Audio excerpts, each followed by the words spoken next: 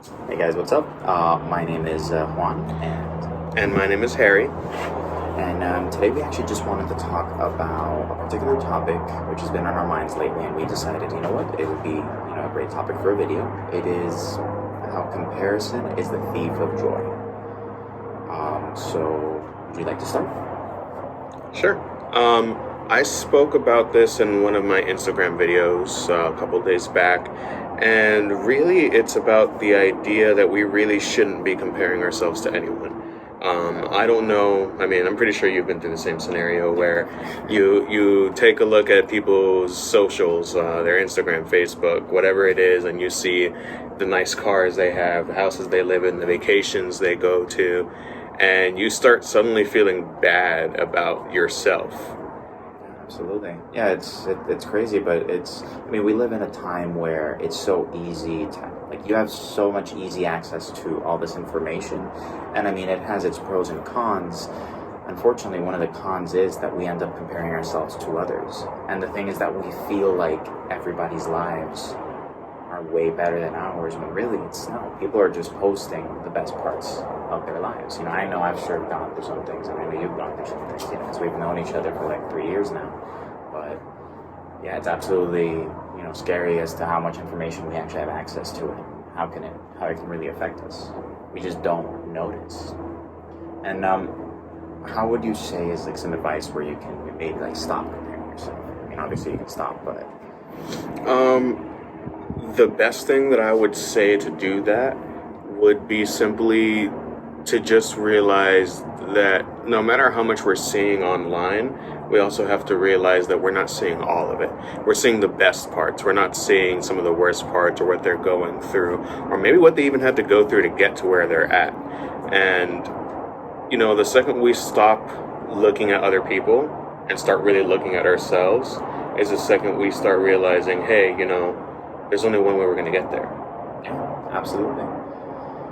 And that's the thing. Like, the people that you see that are doing so great, or maybe they are where you want to be, realize that they're also people. They also go through certain things, even if they don't share it. And like you said, you have to just start focusing on the now. Don't focus on like, man, am I ever going to be like them? It's like, no, don't try to be like anybody else. Compete with yourself to get to wherever you want to go, and you'll eventually get there. Maybe one day you'll be the person actually sharing your message and sharing, with others on how they can actually get to where you want to go. And and overall, I feel like I used to compare myself a lot, especially a year and a half, 2 years ago. I would follow these people, which I would learn from.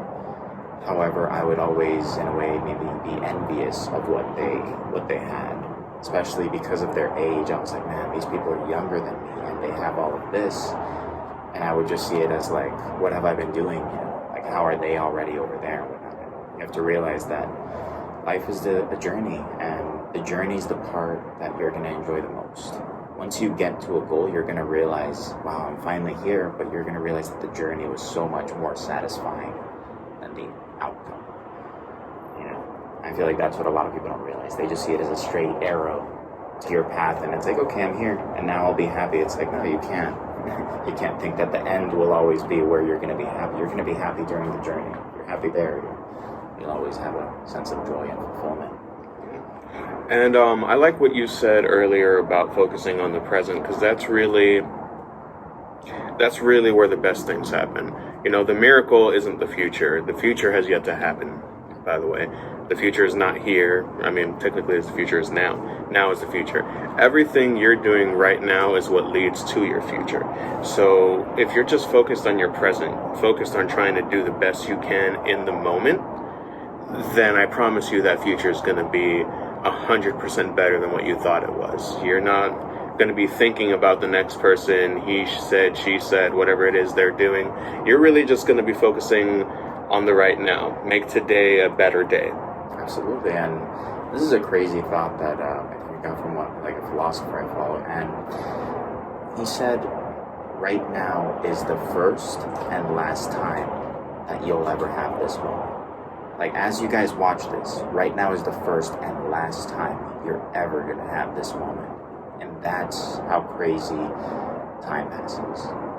Like, this video started 5 minutes ago, and that's already the past. I mean, it just kind of gives me goosebumps sometimes when I think about it, because I'm like, wait, I'm never going to have that moment again. I'm never going to have that same breath or anything like that. And another thing is a lot about stillness and generally just making time.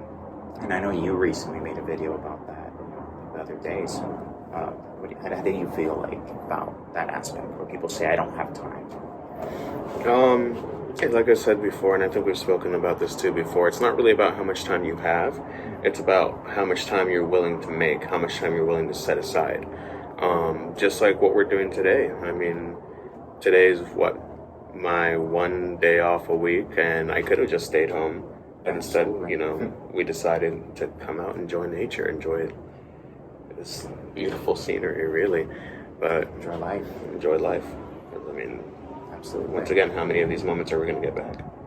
Yeah, and that's the thing. It's like life just passes by, and it's weird because I was watching a video the other day, and it was talking about how in life, the older you get, the faster time starts passing by.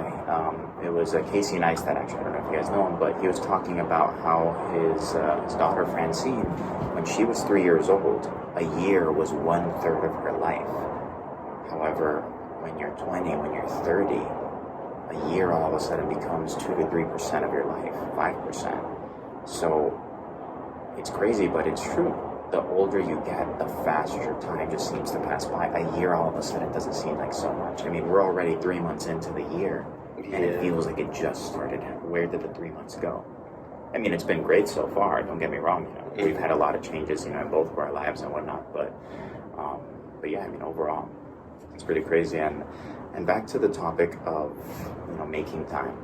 It's also about making time to think, making time to spend time with just yourself, right? We're very addicted to our phones, tablets, devices, and in a way we're trained to always be connected.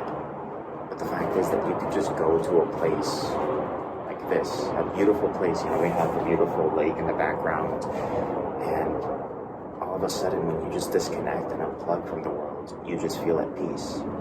Because amongst the commotion that's going on outside, everything time just seems to stop here. Everything's beautiful. We've gone here countless amount of times, and it's always beautiful. There's not really many changes, but that's the beauty of it. It's like the only thing you can really grasp onto is reality. Someone's jet skiing. But no, it's true. And, we underestimate the effect being out in nature can have on us. And it's very grounding, so definitely if you ever want to feel better about things, just come out in nature, take the time to relax and everything like that. I mean, this morning I woke up sore, tired.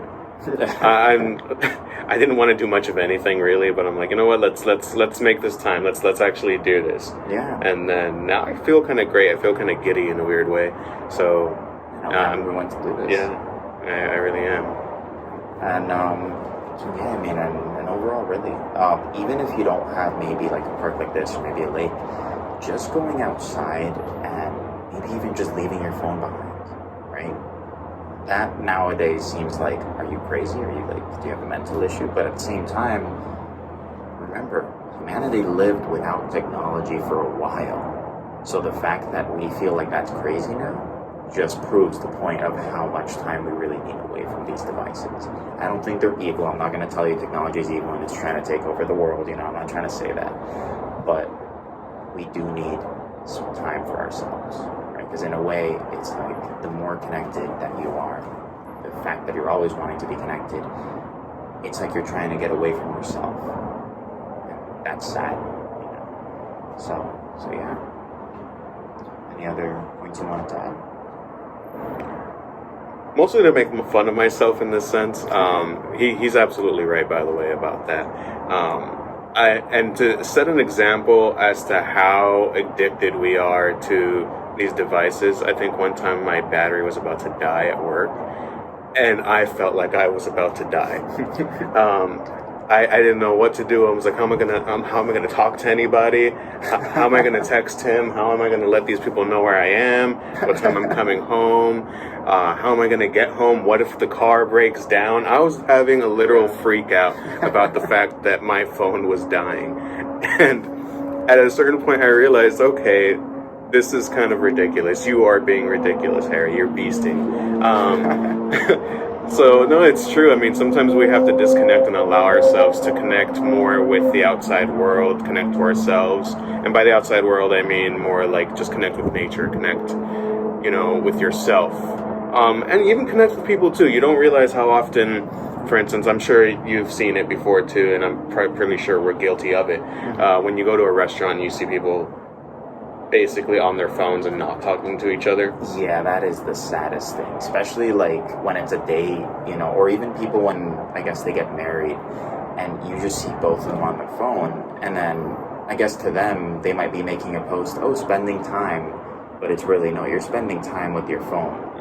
It's almost like you're trying to capture the experience and share it so much that you're not really seeing what's in front of you. The fact that you're in a restaurant and you could be having a deep conversation, and the only thing you're really focusing on is what filter should I put on my pasta.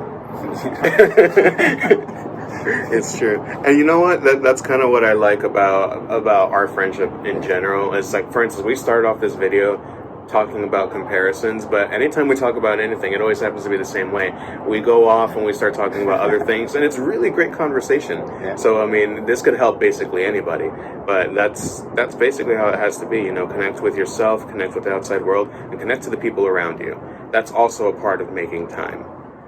So how I tied that in? Yeah. But that's part of making time for everything, and then make that time, and you'll see that eventually you won't have to worry about the next person. You won't, because you're living your own life, you're doing your own thing, you're having these wonderful things. You won't have to worry about comparing yourself to anyone, because now you're living a full life. See how I tied that back in too? I'm on a roll.